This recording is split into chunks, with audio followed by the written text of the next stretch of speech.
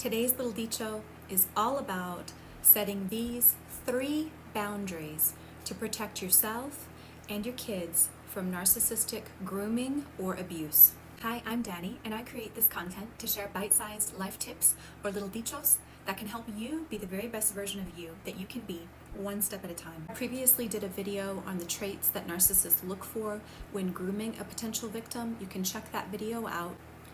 Grooming involves the narcissist seeking out certain traits to exploit from a victim, ultimately to control. Narcissists often target people with poor boundaries, or they target those with the inability to set good boundaries. For example, children, the elderly, or even animals. So today we're going to discuss 3 boundaries that you can set to protect yourself and also to model good behavior and boundaries for your children. So there are 3 main forms of boundaries that I go into in my guide, and this is just a visualization of emotional, financial, and physical forms of abuse. And so that's why we talk about boundaries in those same 3 forms. Number 1, physical boundaries.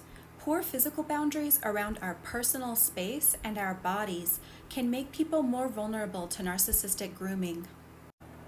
So for example, people who are willing to let that narcissist into their personal space or who are easily influenced by physical touch may be at a higher risk for grooming. Maybe it starts with a hug or a touch without consent.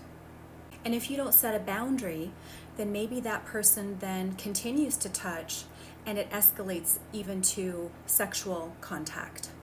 Número 2, emotional boundaries.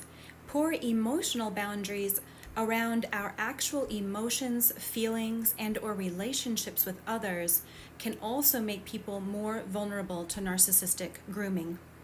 For example, people who are easily manipulated or who are less likely to say no are more apt to be groomed. So an important example for teenagers, maybe the narcissist pays you a compliment. Maybe they make you feel very special.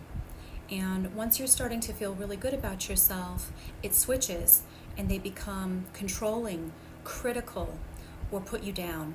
If you don't set a boundary, narcissists may continue this pattern until it turns into full manipulation and control. Number 3, financial boundaries. Poor financial boundaries around our money and our possessions can make people more vulnerable to narcissistic grooming.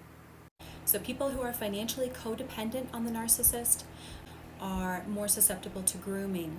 And I do go into this in a video I just did on the 4 ways that narcissists employ financial abuse.